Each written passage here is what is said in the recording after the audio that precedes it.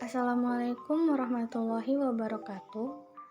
Saya Elsa Rahmadani dengan NPM 211324007. Di sini saya akan menjelaskan secara singkat mengenai laporan laba rugi.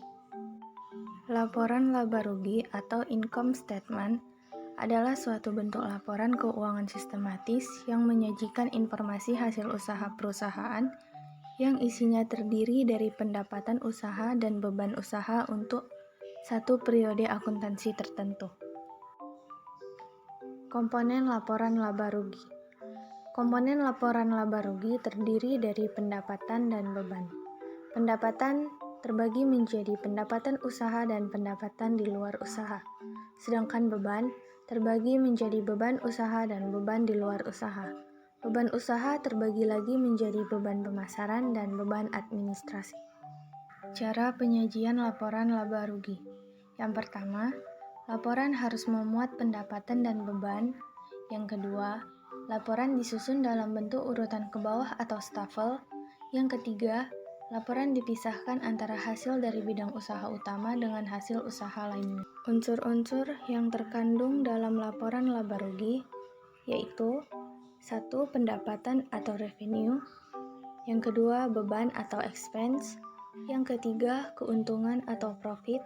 Dan yang keempat, kerugian atau loss. Tujuan laporan laba rugi. Pertama, untuk mengetahui jumlah pajak yang akan ditanggung.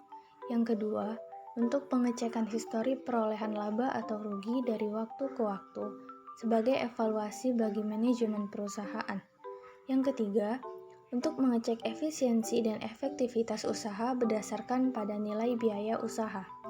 Dan yang keempat, memberikan data keuntungan, data kerugian yang dialami oleh perusahaan. Bentuk laporan laba rugi. Dalam laporan laba rugi terdapat beberapa bentuk. Yang pertama, bentuk langkah tunggal atau single step, dan yang kedua adalah bentuk langkah bertahap atau multiple step. Pada bentuk langkah tunggal atau single step, laporan laba rugi biasa disajikan dengan mengelompokkan seluruh pendapatan dan seluruh beban secara global.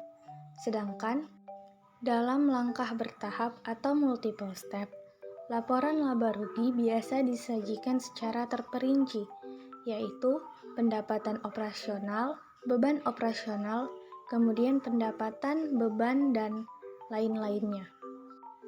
Sekian dan terima kasih.